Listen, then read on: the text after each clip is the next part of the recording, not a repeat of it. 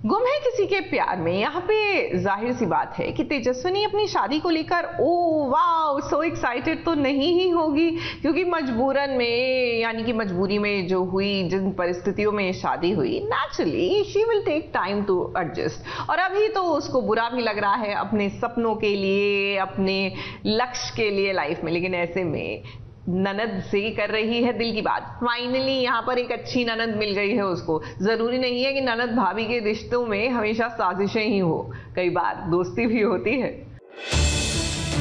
मेरे अपनों ने नहीं सोचा कि मैं क्या चाहती हूँ। जो घर में रहे तो मुझे पसंद नहीं करते, उनका दिल कैसे जीतूं? नेगेटिवली क्यों सोच रही हूँ? हाँ, क्योंकि मेरे लिए इस शादी को लेकर कुछ भी पॉजिटिव है ही नहीं भाई। इनफैक्ट मुझे तो ये शादी करनी नहीं थी, मैंने तो शादी करने का ख्याल भी नहीं था अभी। मुझे तो मेरी एमए कंप्लीट करनी थी, अपने करियर पर फोकस करना था मुझे, अपनी और अपनी फैमिली का ख्याल रखना था मुझे। शादी में इतना सब कुछ हो गया, मगर सभी तेजस्विनी से ही सवाल पूछ रही हैं, उसे ही बुरा भला कह रही हैं, मगर तेजस्विनी ने उफ तक नहीं किया। अब अगर तेजस्विनी के हाल दिल को जाने तो वो पूरी तरह से टूट गई है। वो हर्ट है क्योंकि किसी ने उसे समझने तक की कोशिश नहीं की, और तो और उसके सपनों को भी कुचल कर रख दिया। वैसे अब जल्द ही हल्दी उतारने की रस्म होने वाली है, जिसके लिए मंजरी तेजू से बात करने आई, उसे तैयार करने में मदद करने आई, तो उसने देखा कि तेजस्विनी तो काफी ज्यादा अपसेट है, और तो और वो किसी की मदद नहीं लेना चाहती है, फिर भले ही नील की ही क्यों ना हो। ये सब देखकर वो काफी ज्यादा शॉक रह जाती है। उसे समझ नहीं आता कि वो तेजस्विनी को कैसे समझाए कि उसका भाई नील किसी के लिए कभी बुरा सोच ही नहीं सकता है। नील ने जो किया है ना, वो किसी ब्लैकमेल से कम नहीं। ब्लैकमेल, ओह माय गॉड, ये क्या कह रही? ये सोचो तुम नील के बारे में, और वो डफर तुमसे प्यार करता है। मुझे तो लगता है कि उसकी शादी जूही से होती ना तो अच्छा होता, क्योंकि तुम उसका प्यार ना डिजर्व नहीं करती। पता नहीं उसने तुम में क्या देख लिया। वैसे इससे पहले भी काफी ड्रामा हो चुका है।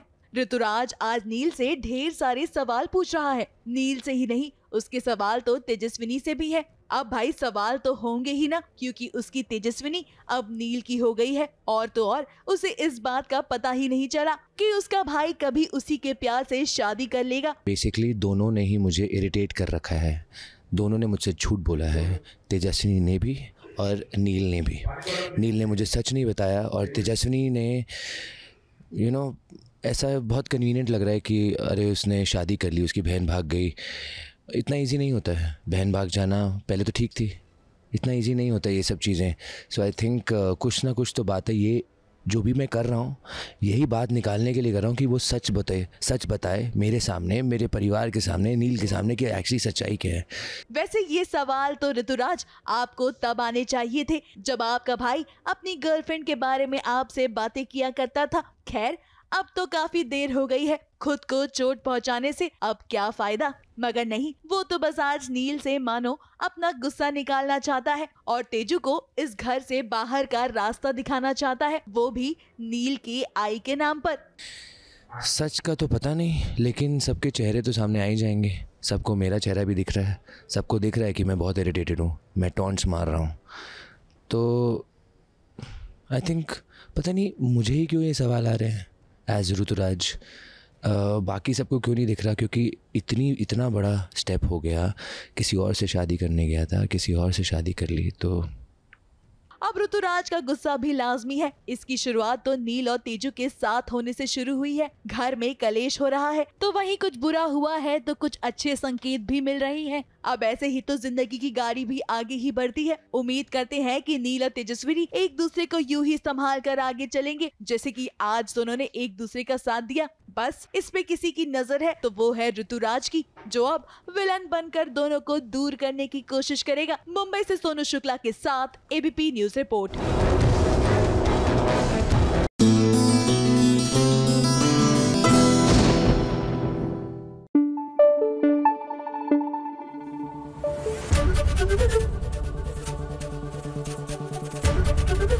एबीपी न्यूज आपको रखे आगे। सीरियल सीरियल परिणीति में दुनिया इधर से उधर हो जाए, आगे बढ़ जाए, लेकिन परी और नीति के बीच की इक्वेशन जो है वो बदलने वाली नहीं है, क्योंकि नीति की ये जो पुरानी आदत है ना दूसरों के पछड़ों में टांग अड़ाने की, लीजिए एक बार फिर से उसने टांग अड़ा दी है और टांग अड़ाकर गिरा भी दिया है परी को, लिटरली।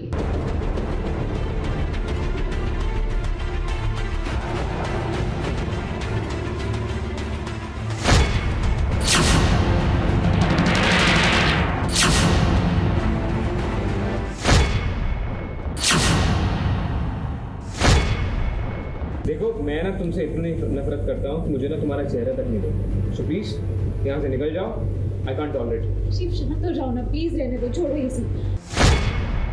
तुम भी एक बात सुन लो, मेरे मरते दम तक, मेरी आखिरी सांस तक तुम्हें भी ये चेहरा देखना पड़ेगा और मुझे टॉलरेट भी करना पड़ेगा। मैं सही ही हूँ और सही लड़की के साथ हूँ। तुम सही भी होती ना तो तब भी तुम्हारे साथ नहीं होता, क्योंकि मैं सिर्फ और सिर्फ अपनी परी से प्यार करता हूँ, जिंदगी भर इसी से प्यार करता रहूंगा। बात समझ में आई नीति जुनेजा?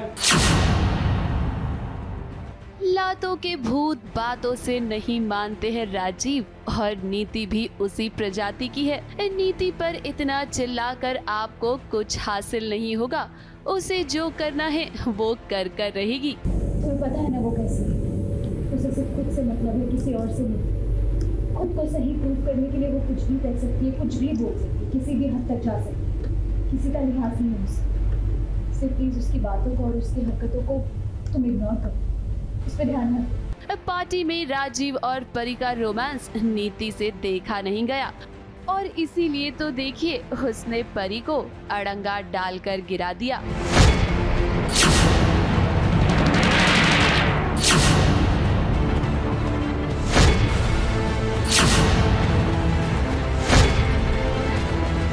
वैसे नीति आप भूल जाती हैं कि परी और राजीव को ना अब आप अलग नहीं कर पाएंगी। राजीव को अब आपका सारा सच पता चल गया है, वो आपकी बातों में अब नहीं आएगा। अब देखिए नीति ने परी को गिराया, उसे चोट पहुंचाने की कोशिश की, लेकिन राजीव ने दुख हरता बनकर परी के सारे दुख हर लिए।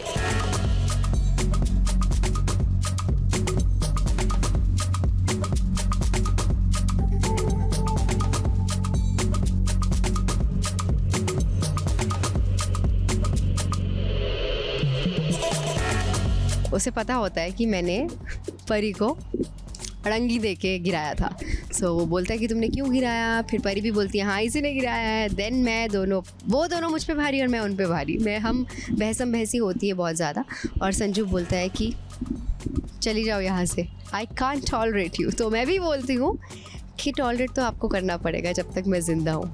वाह भाई वाह राजीव, लगता है कि आपने मालिश वाले से ट्रेनिंग ले रखी है। आपका हाथ लगते ही परी के पैर का दर्द तो छू मंतर हो गया।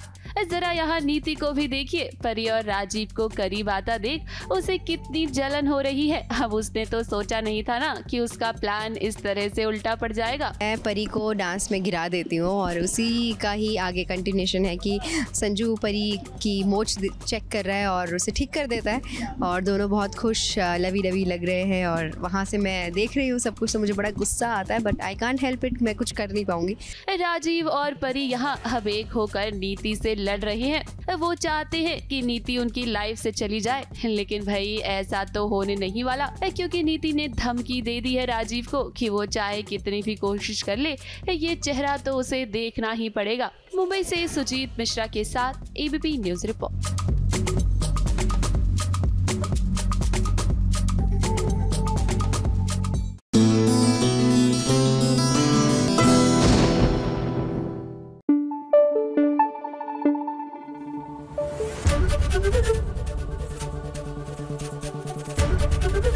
एबीपी न्यूज आपको रखे आगे।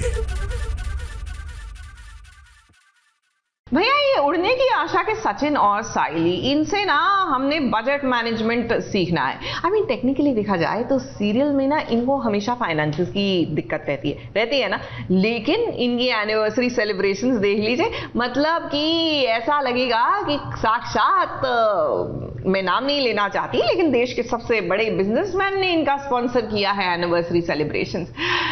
हमारे साथ भी ऐसा हो जाए तो क्या बुरा रहे।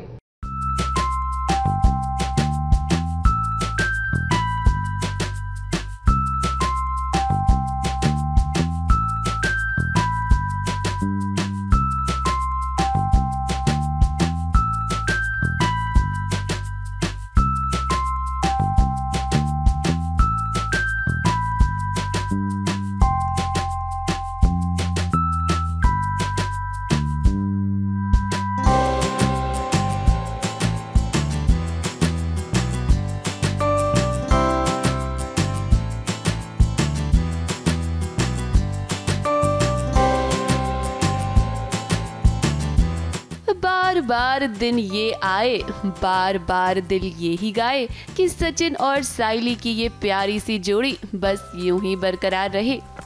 आज साइली और सचिन की शादी की पहली सालगिरह है, खुशियों का माहौल है।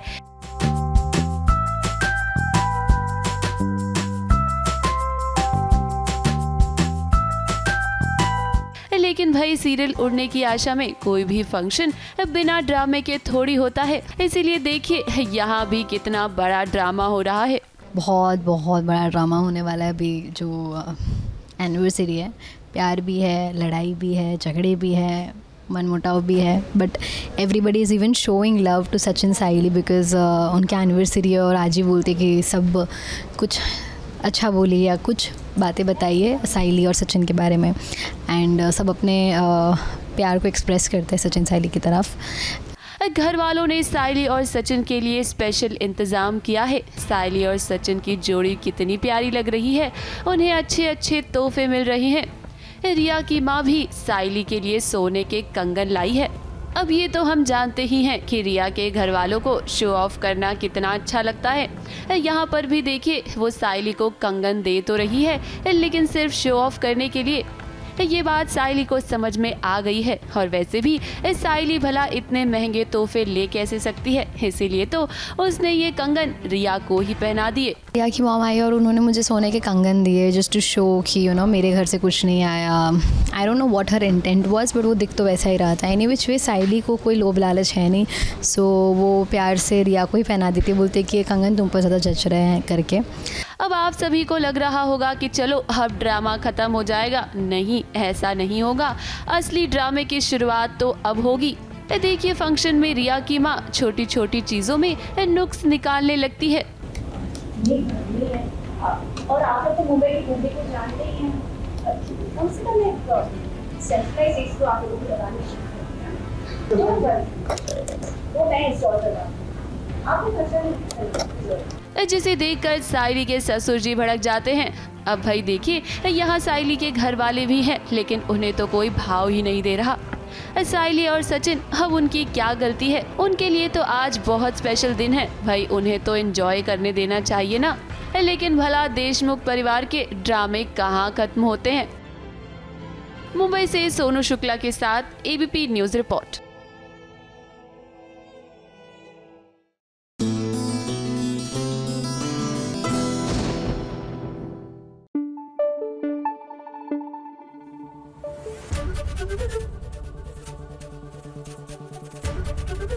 एबीपी न्यूज आपको रखे आगे। देखिए अभी तक तो तेनाली रामा को जो कोर्ट में प्रॉब्लम्स आती थी उनसे निपटना होता था, लेकिन अब तो राज्य पर ही हमला हो गया है, और इंसानों का नहीं, भेड़ियों का। और वो भेड़िए जो हैं वो महाराज पर अटैक कर रहे हैं, यानी कि कृष्णदेव राया पर। अब ऐसे में तेनाली कैसे बचाएंगे महाराज को, is something to ponder about.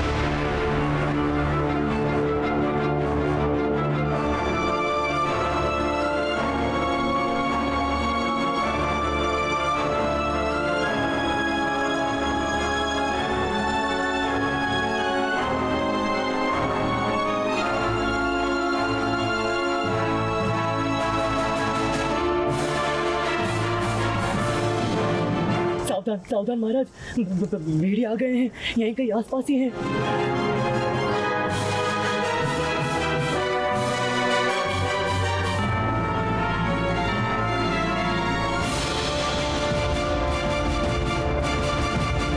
वैसे तो हर मुश्किल का हल रामा निकाल ही लेता है, मगर इस मुसीबत के सामने तो रामा का भी दिमाग चकरा गया है।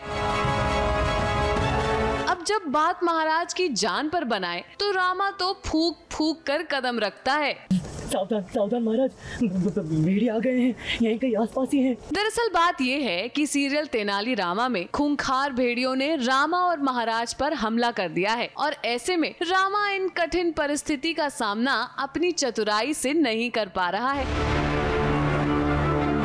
वैसे तो इन पालतू भेड़ियों के अंदर आने के रास्ते महाराज ने बंद करवा दिए थे, मगर एक गुफा खुली ही रह गई और ये पालतू भेड़िए वहीं से आ गए। हमने तो सारी सुरंगें बंद कर दी थी, ये भेड़िए बाहर कैसे आ गए? संभव है कोई बुरंग संग नहीं हुई हो महाराज? क्या? कोई सुरंग बंद नहीं हुई हो महाराज, कोई सुरंग छूट गई होगी जिसमें से ये भेड़िए आए हैं। महाराज और रामा जंगल में भेड़ियों से बचते बचाते एक सुंदरी से भी टकरा गए।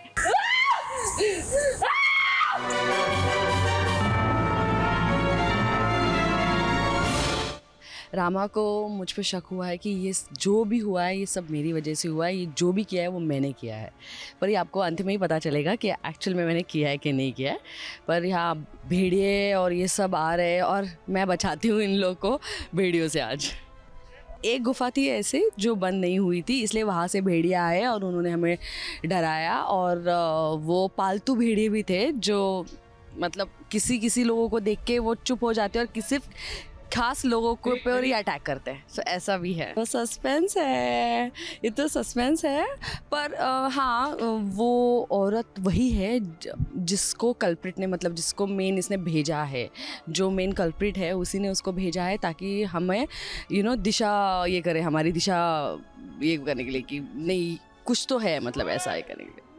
अब रामा की शक की नजर में वसुधा आ चुकी हैं और रामा का तो यकीन है कि ये साजिश वसुधा की ही है। मगर हम आपको बता दें, वसुधा का इससे कोई लेना देना नहीं। बिना हमले किए वो वापस लौट गए तो पूछना तो चाहिए इनसे, राजकुमारी वसुधा से, ये कैसे हो गया महोदया? भेड़ियों ने हम पर हमला कैसे नहीं किया? हाँ? आपको देखते ही भेड़िए वापस कैसे लौट गए? I am special. तो यही तो इसीलिए तो रामा जी है जो है वो मुझ पे डाउट करते हैं कि मेरी आवाज़ से क्यों वो भाग गए भेड़िए है ना। बट आपको वो बाद में पता चलेगा कि मैं ही इसके पीछे हूँ या कोई और इसके पीछे है या किसने ये करवाया और भेड़िए क्यों गए। राज तो जल्दी खुल जाएगा पर मैं नहीं हूँ ये जो सब कुछ जो करा रही हूँ। आखिर में ये आपको मैं सस्पेंस बता रही हूँ कि ये सब मैं नहीं करा रही हूँ, ये कोई और करा रहा है। पर पूरा डाउट मुझ पे जाता है क्योंकि मैं बहुत पुरुषों के विरुद्ध बात करती हूँ कि पुरुष ऐसा करते हैं वैसा करते हैं, ये मुझे सिंहासन नहीं दिया ये वो, तो पूरा मोस्टली डाउट मुझ पे ही जाता है। But I am telling you the suspense कि मैं नहीं हूँ आखिर में, सो डोंट वरी। अपनी तेज बुद्धि और चतुराई के दम पर इस मुसीबत से खुद को और महाराज को रामा जल्द ही निकाल लेंगे। और ये पालतू भेड़िया किसके हैं ये सच भी सबके सामने बहुत जल्द आ जाएगा। मुंबई से सोनू शुक्ला के साथ एबीपी न्यूज रिपोर्ट।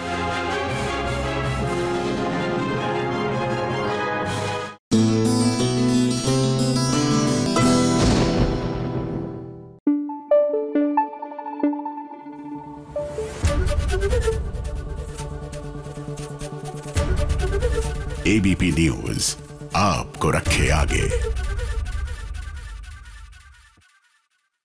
जिसका था इंतजार लीजिए वो घड़ी आ ही गई। जी हाँ, we talking about Shabbir Ahluwalia. So all you Shabbir fan खुश हो जाइए क्योंकि उनका नया शो आने वाला है। The promo is out. नाम क्या है? उफ, ये लव नहीं है आसान। जाहिर सी बात है कि शब्बीर से खास मुलाकात तो बनती है। जानते हैं ना सास बहू और साजिश के साथ कितना पुराना रिश्ता है, तो देख लीजिए।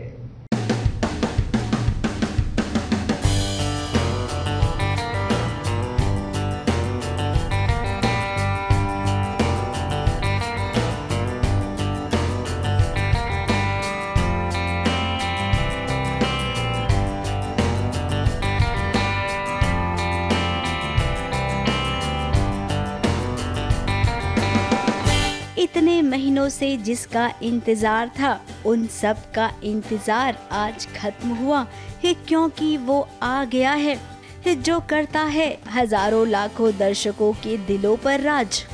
मिलिए आप सबके पसंदीदा एक्टर शब्बीर अहलूवालिया से।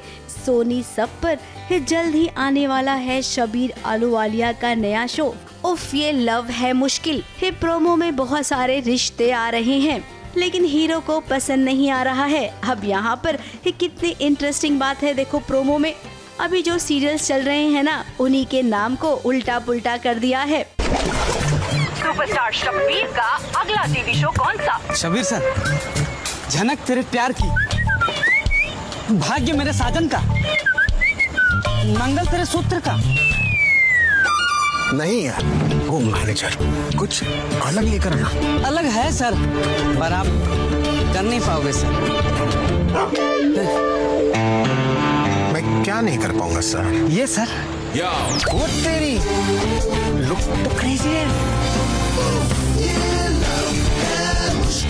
उसी शो के प्रोमो शूट पर हम पहुंचे और हमारी मुलाकात जब शबीर आलूवालिया से हुई तो यकीन मानिए बहुत खुशी हुई।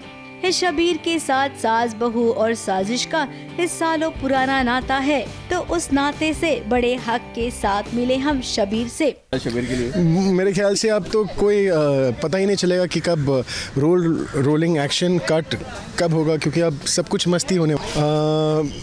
आपको वो कैरेक्टर का कॉमेडी एलिमेंट दिखेगा, क्योंकि मेरा जो कॉमेडी एलिमेंट है वो सेंसर हो जाएगा ना।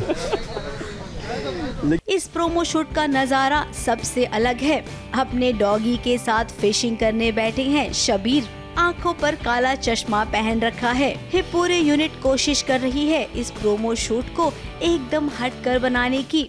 एसेंस में तो एक लव स्टोरी है, पर इन टर्म्स ऑफ प्रेजेंटेशन जो वर्ल्ड है वो एक बहुत फ़नी वर्ल्ड है, और उसी वर्ल्ड में मैंने सोचा कि हर किस्म के वर्ल्ड में लव स्टोरी की गई है। हर किस्म के वर्ल्ड में मैंने लव स्टोरी किया है, पर ऐसे एक वर्ल्ड में ऐसी एक दुनिया में लव स्टोरी करने का मज़ा ही कुछ और होगा। अब शो के नाम को देखकर ही आप समझ गए होंगे कि प्यार करना कितना मुश्किल होगा। इतने दिनों बाद मुलाकात हुई है तो सवाल भी बहुत सारे पूछेंगे। आप कैसे हो? घर पर सब कैसे हैं? वो फीलिंग आती है एक, मतलब जब आप एक कैरेक्टर के बारे में सुनते हो, जब आप स्टोरी सुनते हो, तो एक इंस्टिंक्टिवली आपको पता चल जाता है कि अच्छा ये मुझे करना है, ये नहीं करना है। फिर उसके बाद बाकी सब बहानेबाजी होती है कि अरे अच्छा इसमें ये है, इसमें वो है, पर एक एक्टर को इंस्टिंक्ट से पता चल जाता है कि अच्छा ये कैरेक्टर अच्छा है, ये स्टोरी अच्छा है। उसके बाद क्या बनकर निकलता है वो हमारे हाथ में नहीं है, पर एसेंस में ये स्टोरी और एक कैरेक्टर मुझे बहुत पसंद है। सारे कैरेक्टर्स इनफैक्ट इस शो में बहुत ही मज़ेदार है, बहुत अलग है हर कैरेक्टर एक दूसरे से। ऐसा नहीं है कि अगर बहू है तो घर में 10 बहू हैं, सारे बहू का एक ही फ़र्ज़ है, ऐसा नहीं है। घर में पति है तो 10 पति है, सब भाइयों का एक ही फ़र्ज़ है। इसमें हर कैरेक्टर अपना एक फ्लेवर लेकर इस शो को आगे ले जाता है। So that is what I am really looking forward to. एक अरसा हो गया होगा, शायद मैंने कभी किया ही नहीं है एक ऐसा रोल। अब जाते जाते शबीर आलूवालिया से एक सवाल जरूर पूछना चाहेंगे।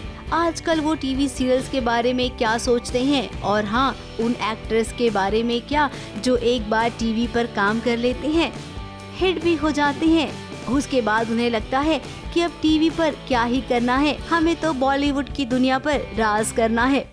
अगर आप एक अच्छे आर्टिस्ट हैं, अगर आपको समझ है स्टोरी टेलिंग की, अगर आपको पता है कि आप कैसे अपने आप को और स्टोरी को प्रेजेंट करना चाहते हैं, तो मीडियम, मेरे ख्याल से मीडियम का कोई फ़र्क नहीं पड़ता। आजकल कुछ फिल्में हैं जो टेलीविज़न से ज़्यादा अच्छा काम कर जाती है, कुछ टेलीविज़न शोज़ है जो आइकॉनिक बनकर फिल्मों से ज़्यादा अच्छा काम कर जाती है। So my only thing is that work hard, work well, and हर शॉट में गिव इट योर बेस्ट। ये बात तो एकदम सही है कि अगर आपका काम अच्छा है, आपको एक अच्छी स्टोरी मिलती है, तो प्लेटफॉर्म कोई भी हो, ये काम को जरूर पसंद किया जाता है। बाकी तो सब नसीब का खेल होता है। मुंबई से विशाल शर्मा के साथ एबीपी न्यूज रिपोर्ट।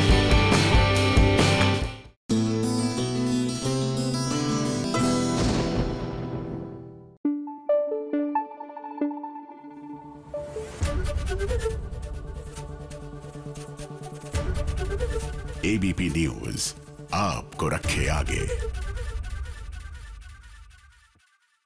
चलिए अब आपको दिखाते हैं कि टीवी सीरियल्स के किचन में किस तरह बनते हैं समोसे। अब आप कहेंगे इसमें क्या बताना है, समोसे तो वर्ल्ड वाइड सेम ही तरीके से बनते हैं, लेकिन नहीं। जब बात हो शूट की तो यहाँ पर ऐसे कारनामे दिखाए जाते हैं कि भैया ये वाले समोसे तो आप भी नहीं खाएंगे। फिलहाल आपको जाने अनजाने हम मिले के जो सेट है वहां पर ले चलते हैं। रीत के किचन में समोसे तले जा रहे हैं, गर्मा गर्म नहीं, एकदम ठंडे वाले। देखिए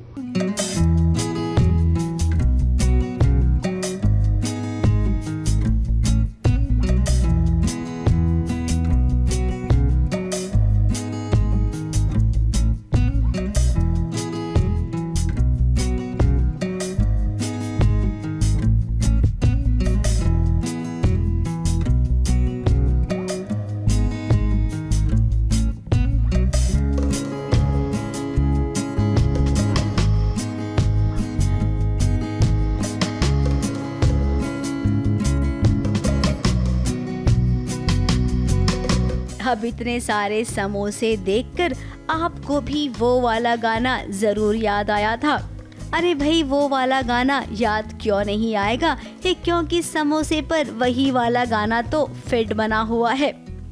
जब तक रहेगा समोसे में आलू, आज कहेगा राघव तेरा रहूंगा मैं रीत। क्यों राघव इतने सारे समोसे को देखकर कुछ ऐसा कहना चाह रहे हैं आप? अब रीत तो बहुत बिजी है, आज उसे इतने सारे समोसे बनाने हैं। अब यहाँ पर रीत ने कोई समोसे की दुकान नहीं खोली है, बल्कि वो तो अपने पापा के जन्मदिन के मौके पर मंदिर जाकर सबको समोसे बांटने वाली है। रीत के पापा का बर्थडे है, तो हमने प्लान किया है कि उसमें जाके एक तो पूजा हो उनके घर पे जो होती है, और पंडितों को और बाकी गरीबों को खाना खिलाया जाए। तो उसके अलावा उसके पापा को समोसे बहुत पसंद थे, तो इसलिए यहाँ पे हमने प्लान बनाया कि समोसे पैक करके लेके जाते हैं वहाँ बांटने के लिए। तो बाकी फैमिली को नहीं पता है, बट अभी जाएंगे वो फैमिली के सामने पता लगेगा कि समोसे कैसे क्यों पैक कर रहे हैं, मतलब। तो अब इतने सारे समोसे बन गए हैं, इन समोसों को पैक भी करना है। कुछ समोसों को दिखाया जाएगा कि अभी अभी बने हैं, तो कुछ समोसे रेडीमेड होंगे। अब यहाँ पर हमारी नजर इस तेल पर पड़ी जो कि गरम बिल्कुल नहीं है। अब ठंडे तेल में समोसा कैसे ब्राउन ब्राउन तल के निकलता है, ये तो हम भी सीखना चाहेंगे। फिलहाल आज राघव ने छुट्टी ली है, रीत के साथ वो उसके घर जाने वाला है। अब बुआ जी भी आ गई हैं, तो जाहिर सी बात है बुआ जी बिल्कुल नहीं चाहेंगी कि रीत के घर जाए राघव। अब फोन तो आया है ऑफिस से, लगता है कोई इम्पोर्टेंट काम है। अब इस वक्त के लिए सबसे ज्यादा इम्पोर्टेंट राघव के लिए ही केवल रीत है, बाकी और कुछ भी नहीं। हाँ, मतलब रीत के ऊपर आने वाला था। मार्केट में जाते हैं, वो कुछ रिकॉर्डिंग मिली है हमें। एक ओल्ड मैन आए थे जेल से निकल के, जो हमें पता चलता है कि रीत के फादर का कुछ मतलब बेगुनाह थे, वो उनकी गलती नहीं थी, बट फिर भी वो फंसे और आत्महत्या नहीं की उन्होंने, मर्डर हुआ है उनका। तो फिर वो चीज़ें हमें पता लगती है, तो वो रिकॉर्डिंग ठीक करवाने के लिए रीत मार्केट जाती है। वो फ़ोन में कुछ सॉफ्टवेयर का इशू था, तो वो जाती है, तो वहाँ जाके कुछ आगे सीक्वेंस ऐसा आने वाला है, तो वही। अब जिस रीत को इतना प्यार करता है राघव, उसे क्या पता कि उसी की वजह से राघव को गोली भी लगने वाली है। लेकिन डरिए मत, रीत अपने राघव को कुछ भी नहीं होने देगी। ABP news report.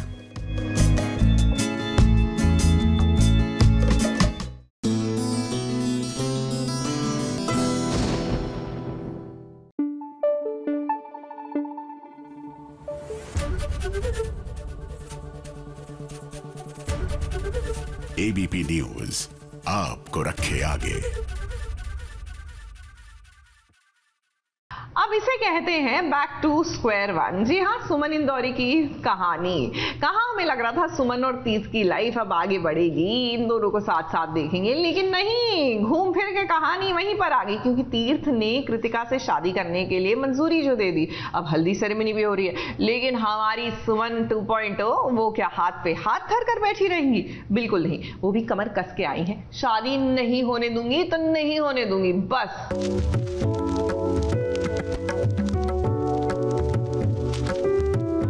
देखा ना आपने, स्कल्पचर आंटी ने फिर से मेरी हड्डी के कर दी।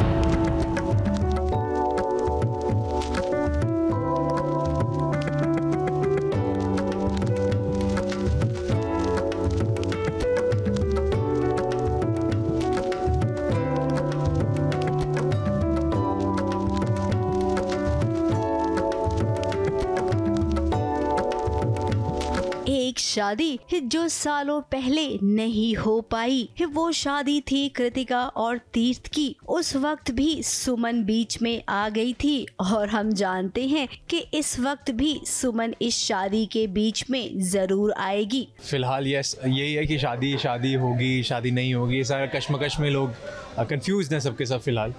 बट तीर्थ तो फिलहाल ना चाहते हुए शादी करनी पड़ती है, सो यस। लेकिन सुमन को पूरा विश्वास है कि तीर्थ उसके अलावा किसी का हो नहीं सकता, तो वो अड़ी हुई अपने कन्विक्शन पे। अब देखिए, तीर्थ और कृतिका की हल्दी हो रही है। इस हल्दी में राइटर साहब ने वो वाला एलिमेंट जरूर रखा है जहाँ पर हल्दी एक्चुअल में होने वाली दुल्हनिया को लग जाती है। देखा ना आपने, कचरा आंटी ने फिर से मेरी हल्दी की रस्म कर दी। अब जब सुमन पर ये हल्दी का रंग लग ही गया है, कृतिका इस बात से नाराज है और बड़ी बहन देविका की तो क्या ही बात करे। हाँ मतलब या शगुन समझो इसको या जो भी है वो, हालांकि वो शुरू रोक रही होती है सुमन, बट उड़ती है और हल्दी लग जाती है और रेस्ट इज हिस्ट्री। वैसे ये सब तो देविका का ही किया धरा है। अब जब तीर्थ पर हल्दी लगी, वो हल्दी साफ कर रहा था, तभी तीर्थ के जेब से सुमन की तस्वीर निकली।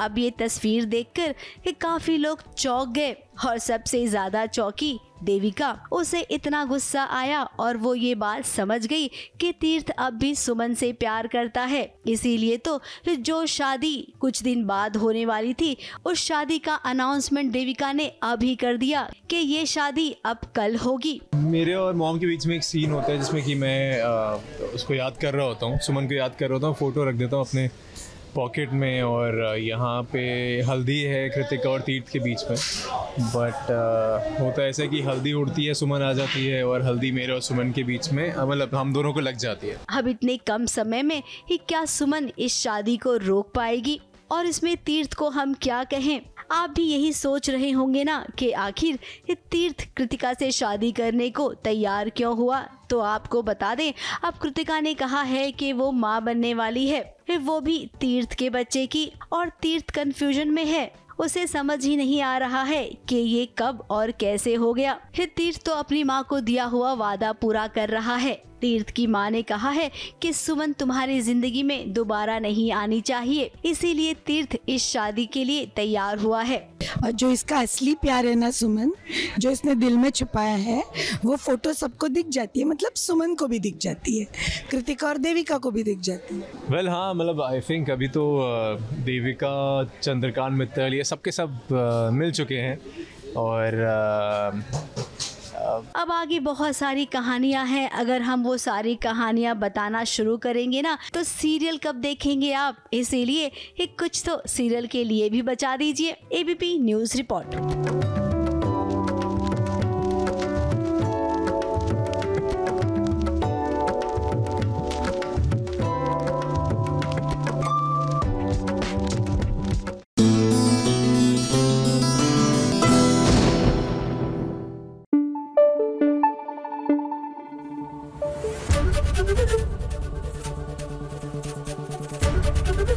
एबीपी न्यूज आपको रखे आगे।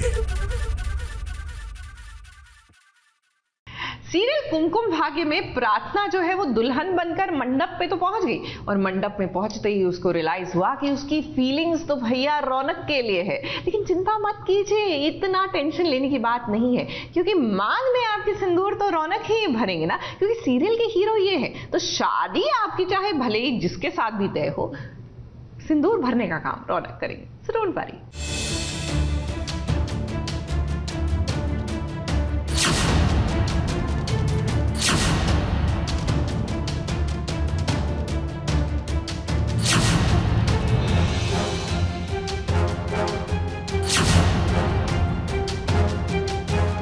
कुछ रिश्ते दिल को ऐसे छू जाते हैं कि बिना कुछ कहे, बिना कुछ पूछे ये दिल सारी बातों को समझ जाता है।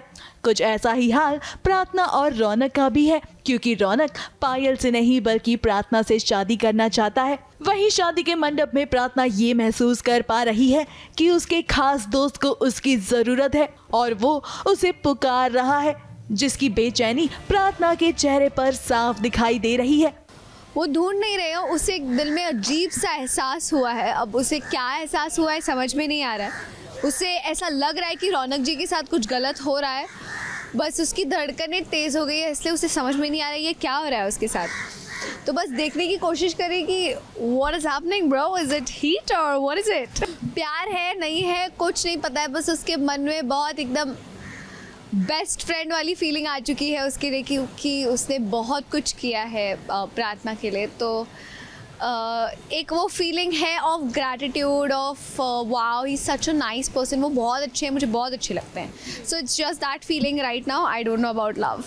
अब देखिए ना, प्रार्थना शादी की रस्में तो निभा रही है, मगर वो भी भावेश से शादी नहीं करना चाहती है। वहीं भावेश के मन में खुशी के लड्डू फूट रही हैं, क्योंकि उसकी साजिशें अब पूरी होने जा रही है।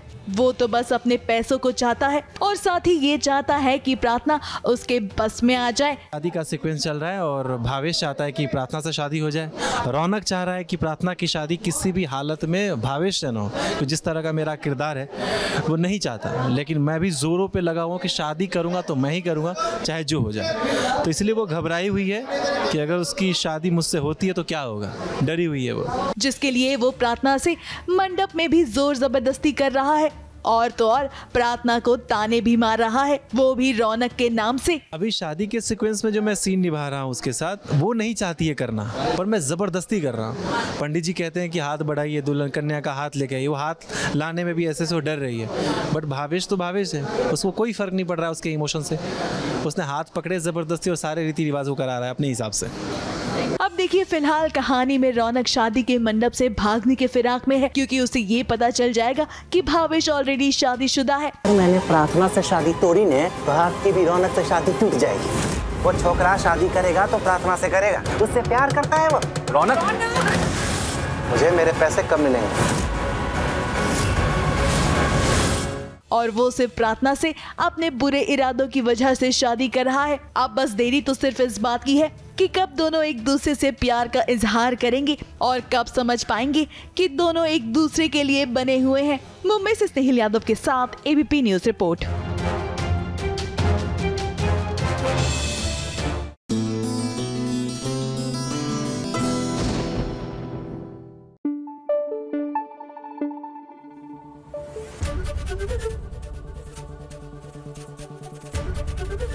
एबीपी न्यूज आपको रखे आगे।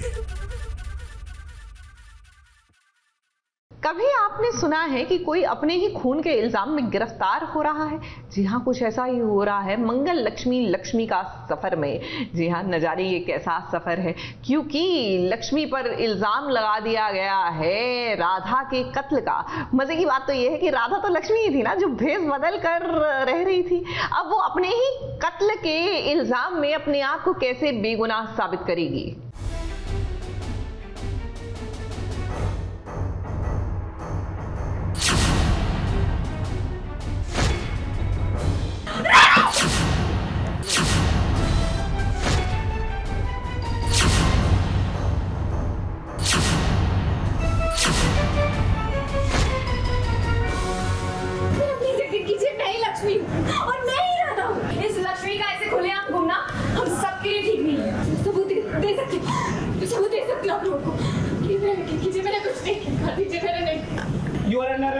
गिरफ्तार कर लो उसको।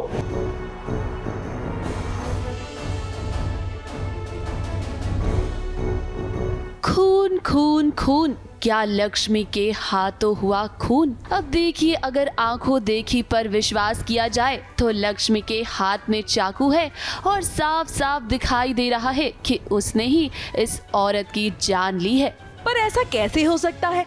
सबका कहना है कि लक्ष्मी ने राधा का खून कर दिया है, पर राधा और लक्ष्मी तो एक ही है ना। कुछ तो गड़बड़ है दया, दाल में कुछ तो काला है। दाल में कुछ काला नहीं, बल्कि पूरी दाल ही काली है। हमेशा जैसा हो वैसा दिखाई दे ये जरूरी नहीं होता। लक्ष्मी को खून के इल्जाम में पुलिस ने अरेस्ट तो कर लिया है, लेकिन ये सब जिया का किया धरा है। अब देखिए, कार्तिक और लक्ष्मी ने मिलकर जिया का पर्दाफाश किया, लेकिन जिया को पता था कि लक्ष्मी के पास उसके खिलाफ सबूत है और वो घर वालों के सामने ना उसकी पोल पट्टी खोल देगी। इसीलिए उसने सोचा कि इससे पहले लक्ष्मी कुछ करे, क्यों ना वो ही लक्ष्मी को अपने जाल में फंसा दे। और अब देखिए ना, लक्ष्मी ऐसी फंसी है कि पुलिस उसे पकड़ कर ले गई है।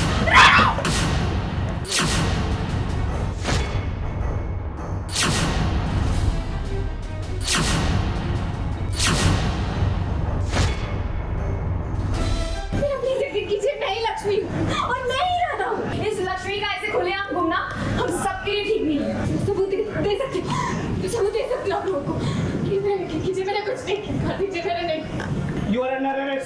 गिरफ्तार कर लो उसको।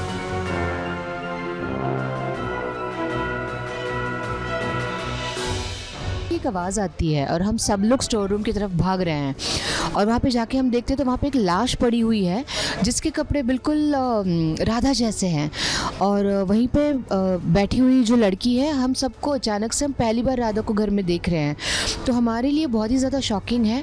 और वहाँ पे हम सब देख रहे हैं कि वो जो कत्ल जिस छुरी से हुआ है वो हमारी लक्ष्मी के हाथ में। तो अभी यही बहुत बड़ी मिस्ट्री है कि राधा को, जो ओरिजिनल राधा है, उसको कहीं लक्ष्मी ने मार तो नहीं दिया। लक्ष्मी को इस खतरे का बिल्कुल भी अंदाजा नहीं था। उसे तो स्टोर रूम से एक आवाज आई थी, लेकिन उसे क्या पता था कि यहाँ पहले से ही इस औरत का खून हो चुका है। इस सवाल तो ये भी बनता है कि आखिर ये औरत है कौन। लक्ष्मी तो हमारी हीरोइन है, अगर वो फंस जाएगी तो फिर क्या ही है। उसकी सच्चाई की साइड है और सब लोग जानते हैं कि ये सारा ड्रामा जो है वो जिया ने किया हुआ है। जी आपको डाउट है कि राधा ही लक्ष्मी तो नहीं है, तो वो सारा ये प्लान करती है। हमारी जिया और उसकी माँ प्रेमा दोनों मिलके लक्ष्मी को फंसाते हैं और जो हमारी राधा है उसका कत्ल कर देते हैं और पूरा इल्ज़ाम जो है वो लक्ष्मी पे आ जाता है और झूठे इल्ज़ाम में लक्ष्मी को पुलिस उठा के ले जाती है। तो बस लक्ष्मी की उम्मीदें अब बस कार्तिक से है, क्योंकि वो ही लक्ष्मी को निर्दोष साबित कर सकता है। इस वक्त वो ही तो है जो उसके साथ है। अब देखना होगा कि क्या कार्तिक लक्ष्मी को इंसाफ दिला पाएगा। मुंबई से सोनू शुक्ला के साथ एबीपी न्यूज रिपोर्ट।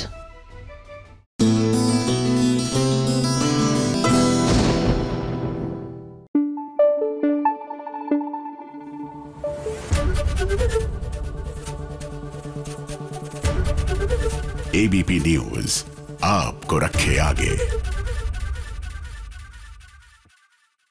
लीजिए, मुंबई महाराष्ट्र में समर वेकेशन शुरू भी हो गई। पूछे हमें कैसे पता? मतलब हमारी समर वेकेशंस को तो टाइम है ना, यहाँ पर जून जुलाई में शुरू होती है, लेकिन पता हमें ऐसे लगा क्योंकि हमारे जो मुस्कान और एलिस कौशिक है, देखिए किस तरह बिग बॉस की ये दो दोस्त जो है करा रहे हैं अपना समर वेकेशन वाला फोटोशूट।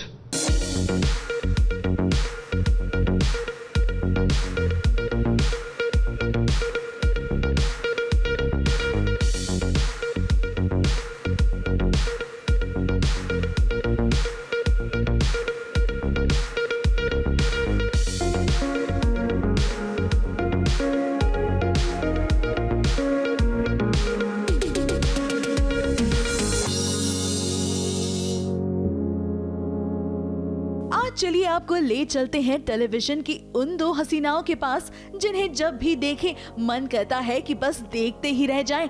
और आज हमें ये मौका भी मिल गया है, जहां आज बिग बॉस की ये हसीनाएं करा रही हैं अपना फोटोशूट। और इनकी अदाएं, इनके लुक्स आई एम श्योर आपको भी अपना दीवाना बना देंगे। तो चलिए सबसे पहले आपको दिखाते हैं मुस्कान बामने की अदाएं, जहां आज वो रेड कलर की ड्रेस में बेहद खूबसूरत लग रही है।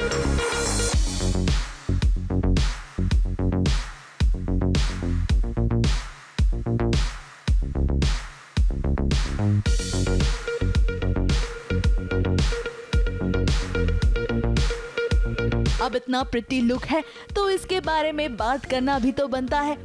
और तो और मुस्कान को भी अपना ये लुक बेहद पसंद आया है, तभी तो सुनिए उन्होंने अपना हाल दिल कैसा बयां किया, क्योंकि वो भी इस फोटोशूट के लिए काफी ज्यादा एक्साइटेड थी।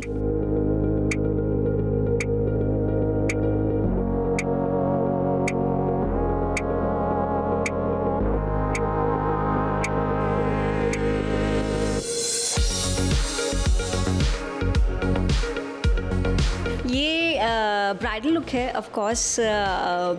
दी वेडिंग मंत्रा मैगजीन का फोटोशूट हो रहा है, तो थोड़ा वेडिंग वाला वाइब है, तो ये बहुत ही प्रिटी लग रहा है। मैं ऑनेस्टली कहूँ तो सब कुछ ही बहुत प्यारा लग रहा है। आउटफिट ले लो, मेकअप ले लो, हेयर स्टाइल ले लो, मैं किसी एक चीज़ की तारीफ़ नहीं कर सकती क्योंकि हर चीज़ का बहुत अलग अलग इम्पोर्टेंस है। तो ओवरऑल सभी मुझे बहुत परफेक्ट लग रहा है।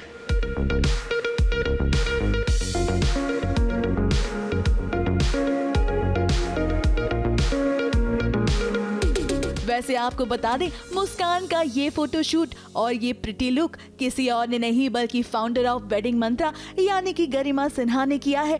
और उन्होंने ही आज एलिस के रूप को भी संवारा है, क्योंकि आज एलिस बेहद ही स्टाइलिश दिखाई दे रही हैं और उनके इस अंदाज को शायद ही आपने पहले कभी देखा होगा।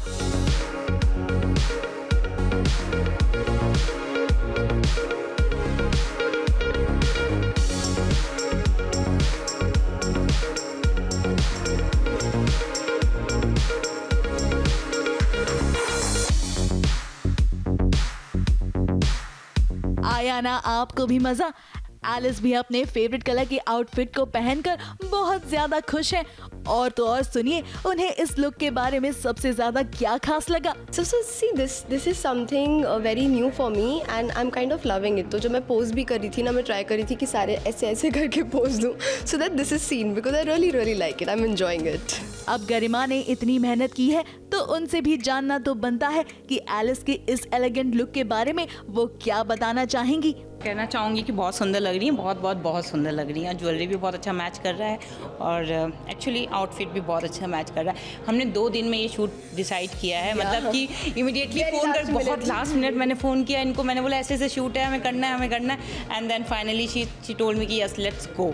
वैसे गरिमा ने जाते जाते एलिस और कवर के फैंस के लिए भी एक गुड न्यूज़ दी है और इस गुड न्यूज़ को सुनकर आप भी ज़रूर खुश होंगे। जल्दी ही इन दोनों का कपल शूट कराने वाली हूँ, आपको मैं बुलाऊंगी और वो दूर नहीं है, क्योंकि मेरे दिमाग में था जब मैंने इनको देखा ना, जब मैं इनको अप्रोच कर रही थी तभी मेरे दिमाग में आया कि यार कन्वर को भी फिर से करती हूँ, मगर ये नेक्स्ट ईयर मैं जल्दी करूँगी जब भी वापस आएंगी घूम घाम के इंडिया।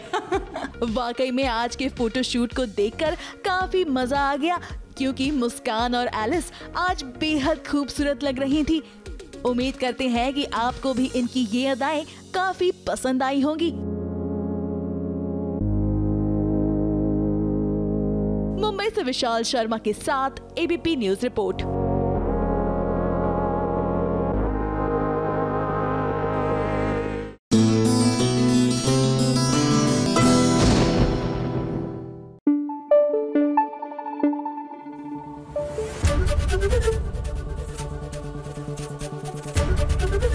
एबीपी न्यूज आपको रखे आगे। कई बार मैं सोचती हूँ कि टीवी सीरियल्स की बहुओं को मेंटल हेल्थ इश्यूज कैसे नहीं होते, क्योंकि दुनिया भर का भार इनके कंधों पे है। ऊपर से हीरो को भी एकदम सटीक और ट्रैक पे रखने का काम इन्हीं का है। अब सीरियल डोरी में ही देख लीजिए, मान जो है वो बिखर चुका है, क्योंकि उसका घर जो बिखर चुका है और उसको लगता है कि उसी की वजह से उसका घर बिखरा है। तो जाहिर सी बात है he is shattered and depressed.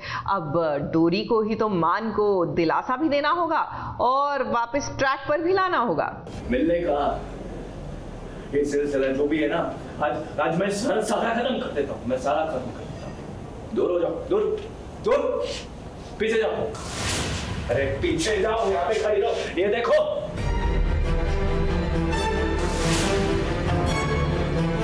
देख रही हो? हाँ, ये रिश्ते सारे रिश्ते हैं जो मैंने खराब कर दिए हैं। पीछे पीछे पीछे खड़ी रहो, जाओ पीछे।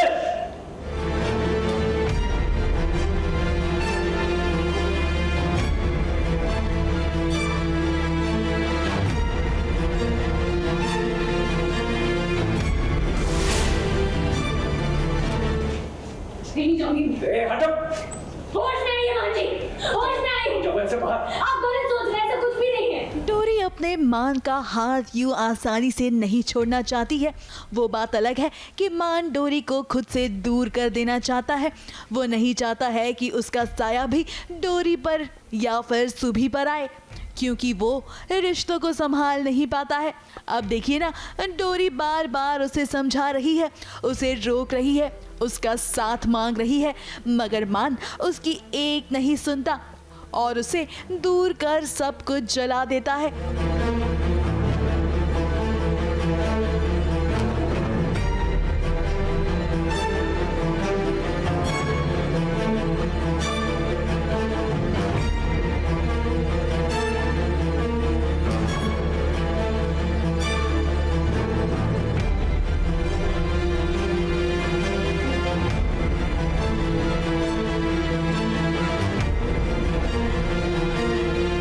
अब मान की इस हालत का जिम्मेदार किसे माना जाए? किस्मत ने तो उसे बार बार धोखा दिया है, बार बार उसे हर्ट किया है और अब तो उसके अपने भी उस पर सवाल उठाने लग गए हैं जिसे वो बर्दाश्त ही नहीं कर पा रहा है। और अब तो वो उस राह पर निकल पड़ा है जहां सिर्फ और सिर्फ अंधेरा है।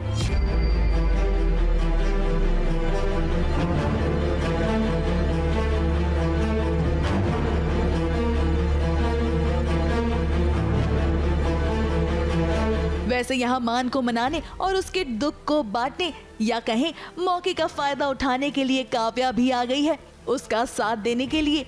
मगर मान उसे जरा भी एंटरटेन नहीं करना चाहता क्योंकि ना चाहते हुए भी वो सिर्फ डोरी का ही साथ चाहता है।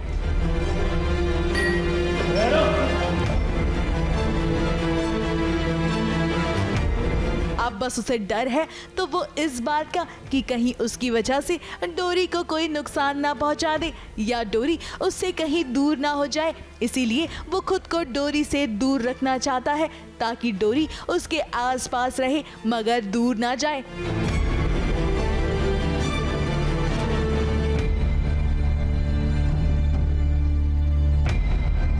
अब कहानी में आगे डोरी उसे पूरी तरह से समझाने की कोशिश करेगी मगर क्या डोरी के साथ को समझ पाएगा मान? यही तो देखने वाली बात होगी।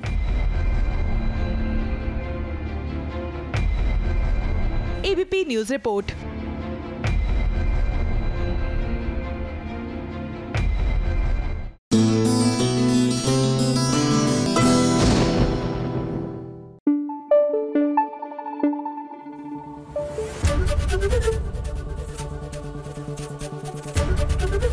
एबीपी न्यूज़ आपको रखे आगे।